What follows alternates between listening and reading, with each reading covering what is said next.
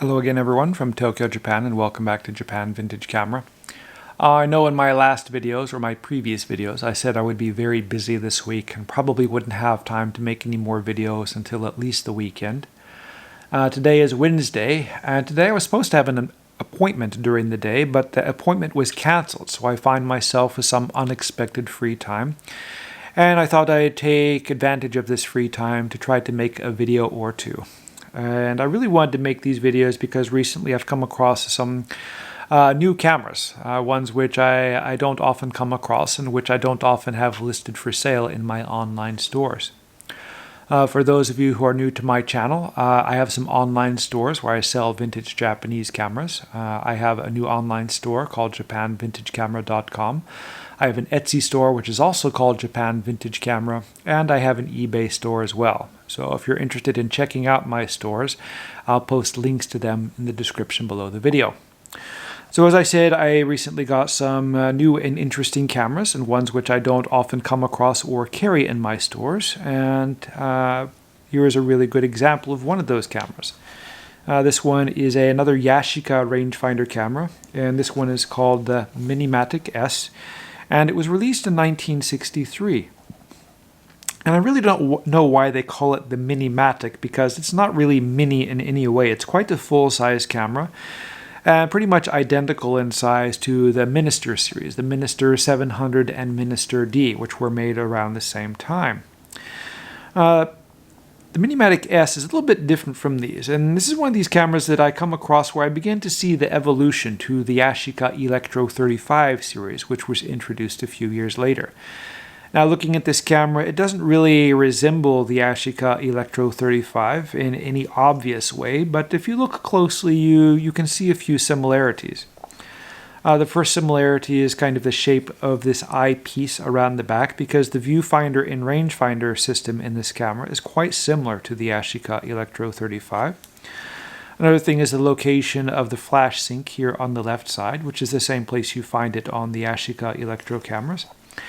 And though this big plastic bezel thing on the front doesn't really look like what you see on the front of an Electro 35, if you look at it from behind, it is quite similar in the way that it is attached to the camera and the way that the glass and such are put inside. So it's interesting to look at these cameras, especially on the inside, as the models progress and see how they evolve over time and become, I guess, more sophisticated and more advanced.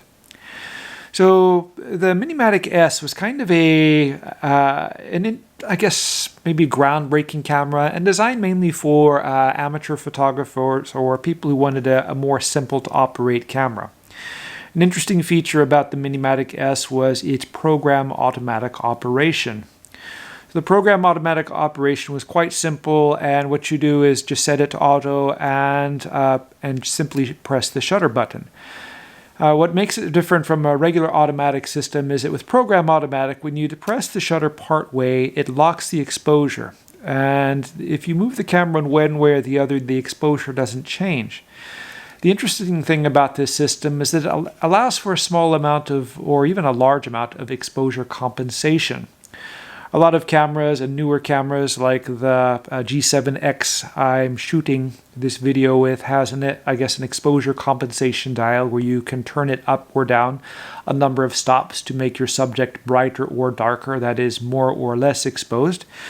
A camera like this is actually quite, I think, the program auto mode is actually superior to just simply turning the dial on the top of the camera, because to change the exposure, all you have to do is point the camera at a lighter or darker area and depress the shutter somewhat, and it locks the exposure for the lighter or darker area.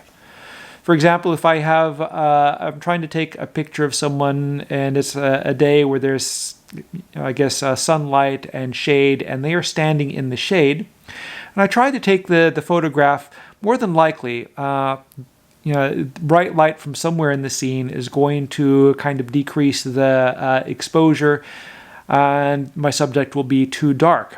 So with the program automatic system, what I can do is I can kind of point the camera at a darker area, depress the shutter a little bit, and that will open the aperture wider and slow down the shutter speeds. And when I turn it back to the subject and take the photo, my subject will get more exposure, and he or she or whatever it is will be lighter in the photo, and it won't be too dark to see. And I can also do it in the opposite way. If the subject is too bright and I want to make it a little bit darker, I can point the camera at something brighter, depress the shutter part way, and then turn it toward my subject, and that will decrease the exposure a little bit and make it a little bit darker and not so bright or blown out when I try to get the photograph or negative or print or whatever. So quite an interesting system. Let's go ahead and take a look at the features and functions of the Yashica Minimatic S, starting at the top. Here we have the film rewind knob, and we have a shoe for mounting a flash gun. And here we have the PC socket where you can attach your flash cable. On this part here, we have the light meter film speed adjustment dial and scale. There's no meter reading on the top here. This is simply a scale, and you simply turn this dial to turn the red dot to match the film speed which you have loaded in the camera. Over here you have the shutter release button, which is threaded for a standard cable release, and here you have the film winding and shutter charging dial. And to the right here you have the film counter window. On the back here you have the viewfinder window, and it's pretty much identical to the Electro 35 series, and the rear glass is about the same size. This little screw here covers the rangefinder adjustment. This is for the infinity adjustment. So to make the infinity adjustment, you remove this cap screw, and underneath you'll see the screw where you can adjust the rangefinder. The bottom of the camera, we have the film release button, which allows you to release the winding mechanism so you can rewind the film. We have a standard 1/4-inch tripod socket, and we have this film door release latch, which is pretty much the same latch which they put on the Yashica Minister cameras. The important features on this camera, or I guess controls, are on the lens, of course. On the very front of the lens, we have this kind of Fresnel glass, and behind this is the selenium light meter.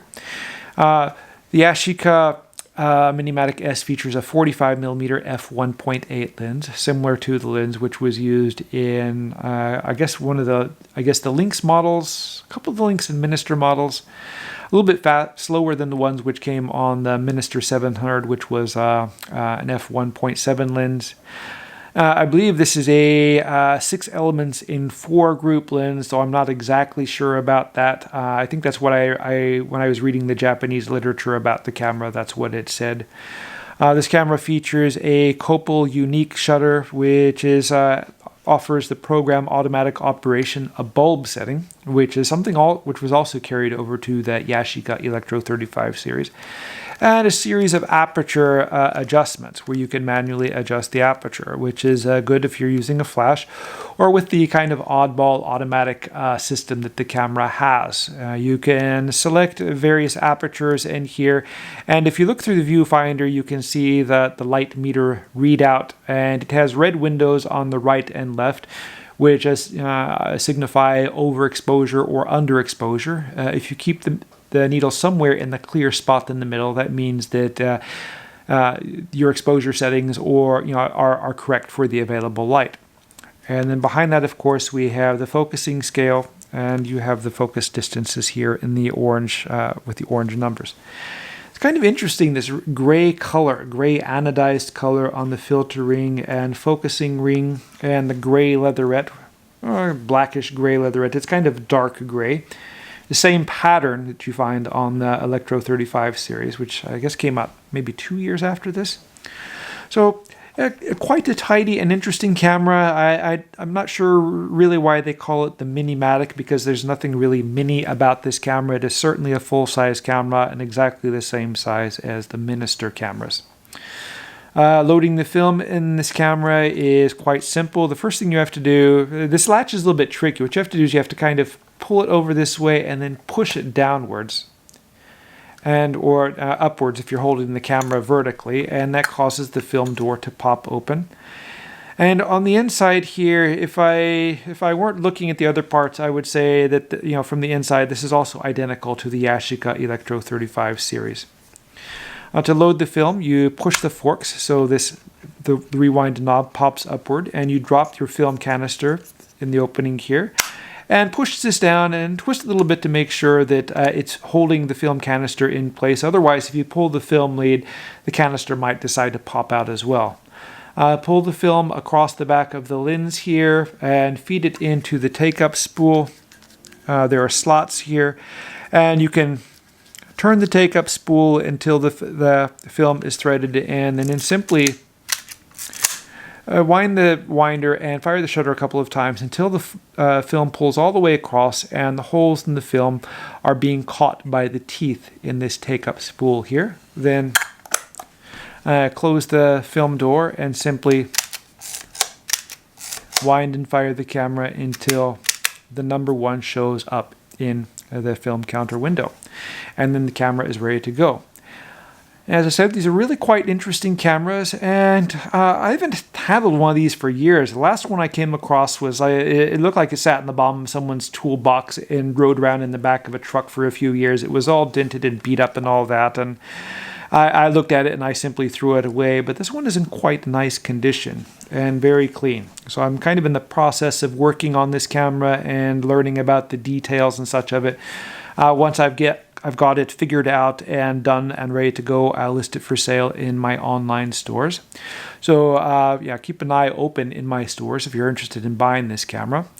I'll be making more videos this week and next week as I get more cameras. If you'd like to see these videos, please subscribe. If you like the video, please like it. Thank you very much for watching, and I hope you tune in again soon.